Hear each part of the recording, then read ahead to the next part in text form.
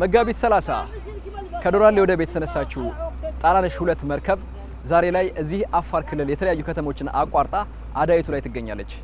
ከዚህም በኋላ ጉዟን አጠናክራ ትቀጥላለች። የተለያዩ አስቸጋሪ የተፈጥሮ መልክዓ ምድር ያላቸው አካባቢዎችን አቆራርጣ መዳረሻዋ ላይ ትደርሳለች። በዚህ ሂደት ደግሞ በርካታ ኢትዮጵያውያን በትብብር አብሮ በመስራት የጣናነሽ 2 መዳረሻዋ ላይ እንዲደርስ ያላሰለሰ ጥረታቸውን እያበረከቱ ይገኛሉ። ከመዳረሻዋ በምታደርገው የጉዞ ሂደት ላይ ከሚሳተፉ በርካታ ተቋማት መካከል የትራንስፖርትና ሎጂስቲክስ ሚኒስቴር ተጠቃሽ ነው። በተለይ የተቋሙ ሰራተኞች ሂደቱ የተሳለጠና የተሳካ እንዲሆን በርካታ ስራ አከናውነዋል። እንደዚህ እንደሚታሰበው ቀላል ጉዞ አይደለም። ብዙ ተግዳሮቶች አሉት። ማለት አሁን ከነኛው ዋና ዋና የሚባሉት እንኳን በጠቅስልህ አብዛኛው የሚባል ኤሌክትሪክ ገመዶች ተነስተው ወይም ተቆርጦ ነው ያለፉት።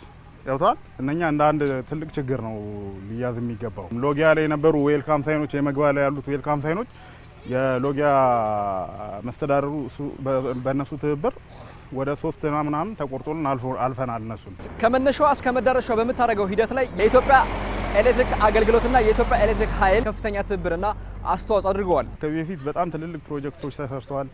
ግን በዚህ ደረጃ አሁን እንደዚህ በዚህ አሁን ክብደቱን ብታይ፣ ስፋቱን፣ ርዝመቱን ብታይ በእንዲህ አይነት ግዙፍ የሆነ ነገር እንደዚህ አልገባም።